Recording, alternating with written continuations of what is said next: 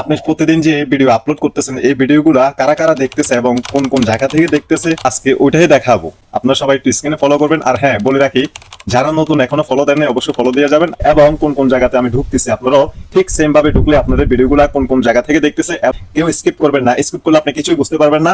আপনাকে পুরো ফুল ভিডিওটা দেখতে হবে। আর ফুল ভিডিওটা দেখতে হলে চোখ রাখুন আমার স্ক্রিনে। আমরা প্রথম পেজে চলে যাব। পেজে চলে যাওয়ার পরে প্রোফাইলে ট্যাপ করব। প্রোফাইলে ট্যাপ করার পরে এখানে আপনার প্রোফাইল দেখাবে। এই যে সি ড্যাশবোর্ড, এখানে ট্যাপ করব।